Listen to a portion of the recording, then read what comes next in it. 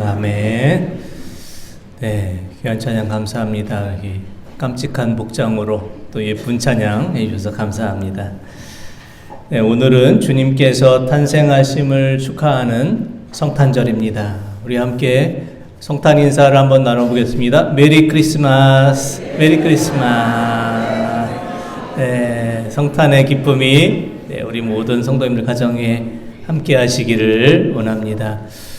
어렸을 때 이게 성탄절이 되면 아침에 친구들하고 이렇게 지난밤에 산타 할아버지가 지나갔느냐, 어떤 선물을 주고 갔느냐 서로 선물을 자랑하곤 했습니다. 요즘에도 우리 어린이들이 산타 할아버지를 기다리고 있는지, 또 우리 지난밤에 우리 청안에 산타 할아버지가 다녀가셨는지 궁금합니다. 우리 세은이가 저 뒤에 있는데 세은이 집에 다녀갔어요? 아직 모르겠어요? 다녀가셨답니다. 네. 제가 새벽 기도 때 보니까 루돌프가 막 달려가는 것을 제가 얼핏 본 것 같아요. 청안에 꼭 다녀갔을 것 같아요. 미국의 작가 오헬리가 쓴 크리스마스 선물이라는 이런 작품을 보면 선물을 사랑하는 부부가 나누는 그런 이야기가 나오고 있습니다. 가난하지만 서로를 사랑하던 이 부부가 남편을 위해서 또 아내를 위해서 좋은 선물을 주고 싶었습니다. 하지만 실직자로 지내서 그들에게 돈이 여유가 없었습니다. 하지만 짐과 델라 두 부부에게 서로의 자랑거리가 있는데, 남편 짐의 자랑거리는 할아버지로부터 물려받은 금시계였습니다. 또 아내 델라의 자랑은 길고 또 아름다운 갈색 머리카락이었습니다. 아내를 위해서 크리스마스 선물을 고민하던 짐은 자신이 가장 아끼던 시계를 팔아서 브로드웨이에 진열된 예쁜 머리빗 세트를 선물로 준비를 했습니다. 남편을 위해서 아내는 자신이 아끼던 머리카락을 잘라 팔아서 또 남편의 낡은 가죽끈으로 된 시계줄 대신에 백금으로 된 시계줄을 이렇게 준비했습니다. 성탄절 아침이 되어서 둘이 서로 선물을 이렇게 내놓았습니다. 자신의 머리카락을 잘라 시계줄을 샀던 아내 델라에게 남편이 선물로 준비한 예쁜 머리빗 세트는 소용이 없는 선물이 됐습니다. 또 시계를 팔아 머리빗을 샀던 남편에게 아내가 선물해준 그 멋진 시계줄도 역시 소용이 없는 선물이 되고 말았습니다. 하지만 짐과 델라 부부는 서로를 부둥켜 안고 행복의 눈물을 흘렸다고 합니다. 자신들이 가장 아끼고 소중하게 여기는 것을 팔아서 사랑하는 나를 위해서 이 선물을 준비했다라는 그 마음을 알았기 때문입니다. 성탄절은 하나님께서 우리에게 귀한 선물을 주신 날입니다. 가장 아끼는 독생자 예수님을 이 땅에 보내주셔서 우리를 구원하려는 놀라운 구원 선물을 주신 날입니다. 이 시간 준비된 영상 우리가 함께 보시면서 하나님께서 놀라운 선물로 주신 아기 예수님의 탄생의 의미를 다시 한번 우리가 생각해 보는 시간이 되시기를 원합니다.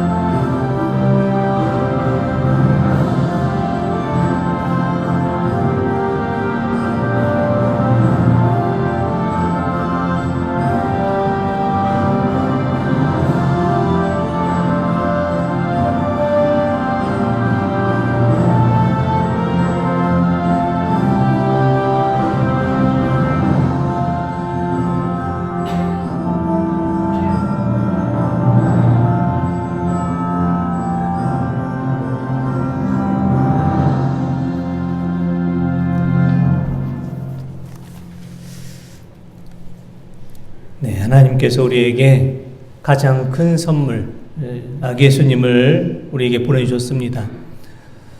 슬픔과 고통과 소망이 없는 우리의 삶 속에 이 빛으로, 기쁨으로, 사랑으로, 생명으로, 소망으로 우리에게 오셨습니다.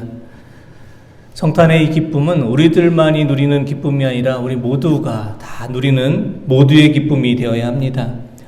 고통과 상실과 아픔과 단절, 두려움 속에 있는 이들에게 주님 탄생의 기쁜 소식이 전해질 수 있기를 원합니다. 아기 예수님께서 온 인류를 구원하기 위해 이 땅에 오셨지만 이 땅의 사람들은 아기 예수님을 반겨맞이하지 않았습니다. 그래서 아기 예수님이 누워 계셔야 되는 곳이 말구유였습니다. 오늘 말씀을 보면 예수님께서 강보에 쌓여 구유에 누우셨던 이유는 여관을 구할 수 없었기 때문이다, 이렇게 말씀합니다. 왜 아기 예수님을 위한 여관이 마련되지 못했을까요? 그 첫 번째 이유는 가난한 목수였던 그 요셉이 여관을 구할 그 능력이 없었기 때문이다. 베들레헴까지 먼 길을 여행하고 또 그 여관을 구할 수 있는 경제적인 능력이 없었기 때문이다라고 이야기하기도 하고요.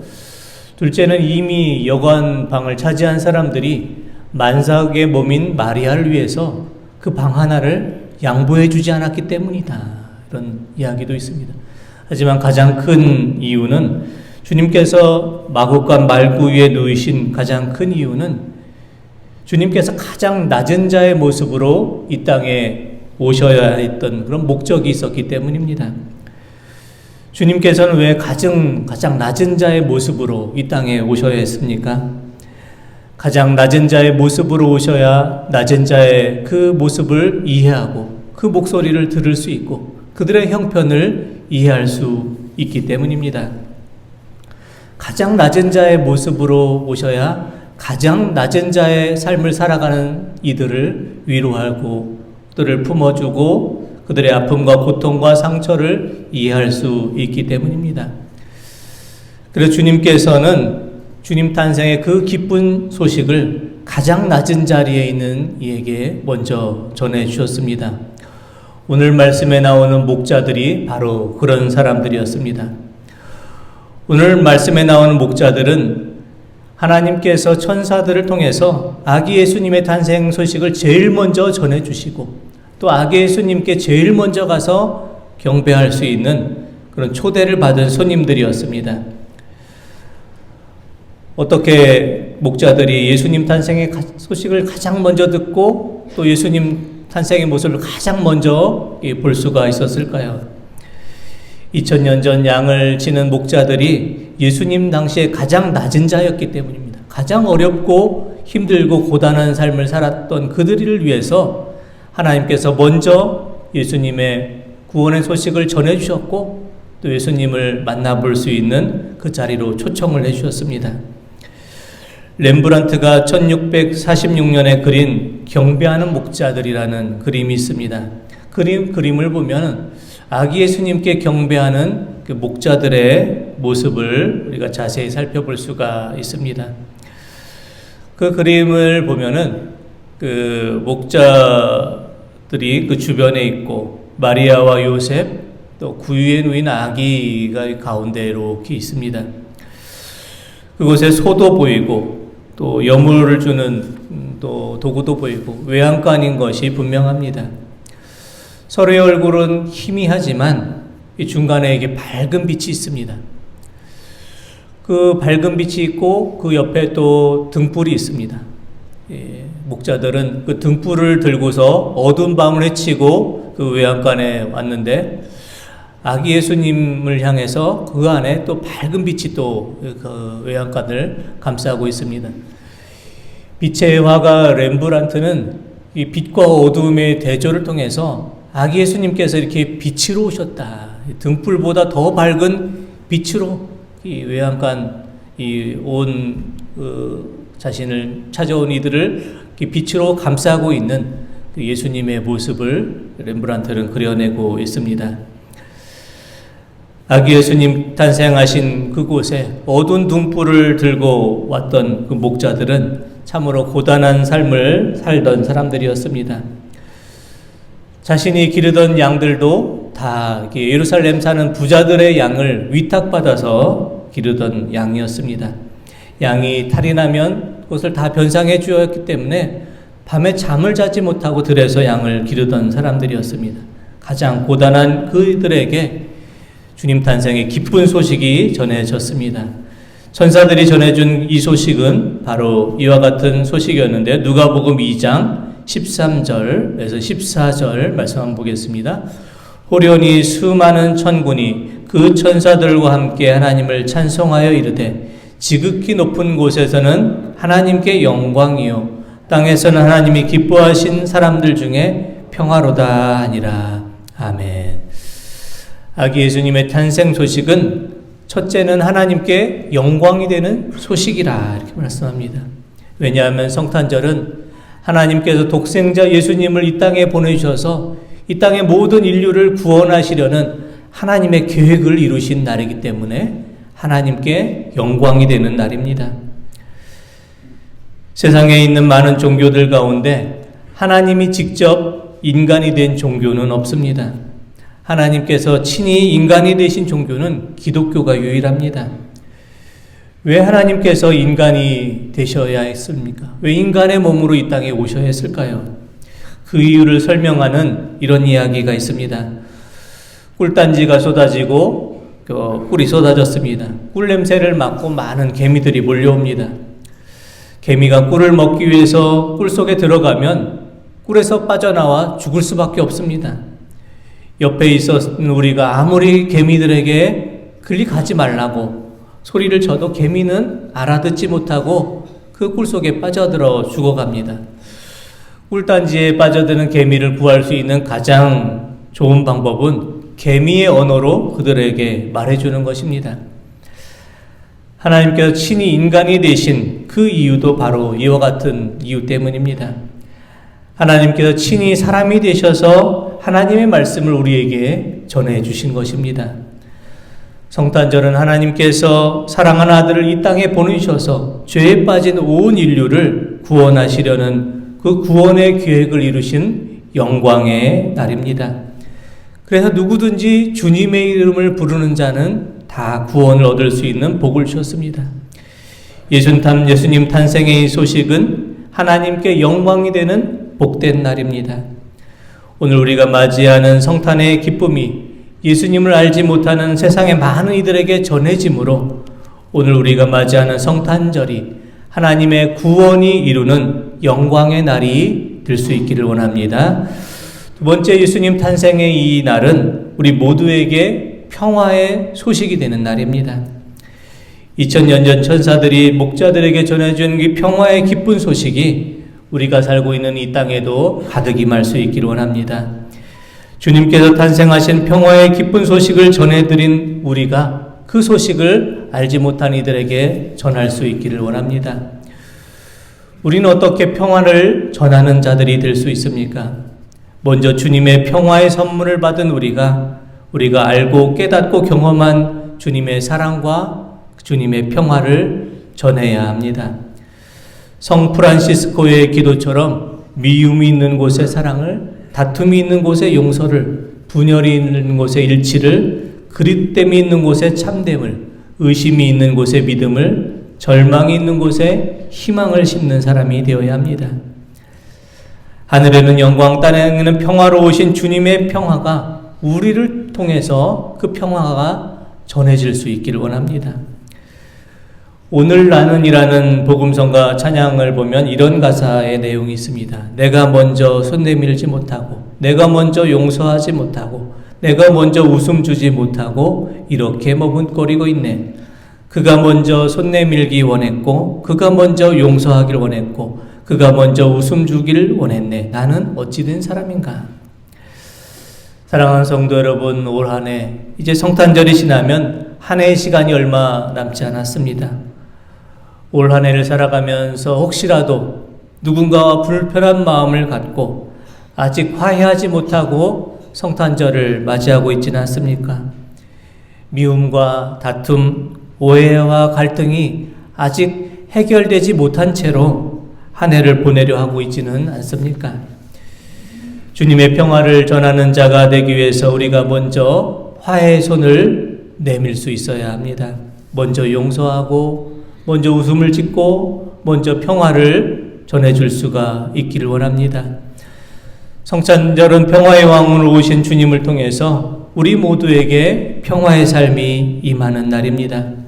성탄절은 예수님을 통해서 화해의 기적이 일어나고, 사랑의 기적이 일어나고, 용서의 기적이 일어나는 날입니다. 내가 먼저 손을 내밀고, 내가 먼저 용서하고, 내가 먼저 평화를 시작할 때, 우리가 주님의 평화를 이어갈 때 주님의 평화가 온 누리에 가득하게 될 것입니다. 주님의 평화를 전하는 평화의 사도로 용서하며 사랑하며 품어주며 또 성탄절을 맞이하고 이 한 해를 마무리할 수 있기를 원합니다. 우리가 살아가는 이 시대는 어둠의 시대입니다. 우리 장로님 기도하신 것처럼 많은 혼탁과 어두움이 아직 정리되지 못한 상황 속에 있습니다. 지금 우리가 맞이하는 이 정부를 표현하기를 기승전무의 정부다 이렇게 말합니다. 기승전무속의 정부다 이렇게 말합니다. 모든 것을 파다 보면 그 끝에는 무속이 나옵니다. 천공, 건진법사, 명태균과 같은 무속인들이 국정에 깊이 관여한 것으로 드러났습니다. 때아닌 안산 롯데리아가 유명해졌는데요. 이 안산 롯데리아의 전현직 정보사령관들이 계엄이 있기 전날에 와서 계엄을 모의했던 장소가 안산에 있는 롯데리아였는데 그것을 조사하다 보니까 왜 안산의 롯데리아였을까 조사하다 보니까 그곳이 전 정보사령관 노상원 씨가 있는 집 근처이고 그 집을 조사해 보니까 그 집에 아기보살 이런 집 명판이 나왔습니다. 노상원 전 정보사령관은 성범죄로 불명예 전역을 하고 아기보살 점집을 운영하며 무속인으로 활동을 하고 있었다고 합니다. 이뿐만이 아닙니다. 대통령 권한대행 한덕수 국무총리의 부인은 예지몽을 꾸는 것으로 유명하고 사주와 관상을 공부해서 이 무속에 상당한 조예가 있는 사람으로 주변의 사람들에게 많은 유명한 점집을 소개해 주고 있다고 합니다. 모든 것이 기승전무속입니다. 어둡기만 한 이 세상을 밝히기에 빛의 자녀된 우리의 빛의 모습은 너무 미약하기만 합니다.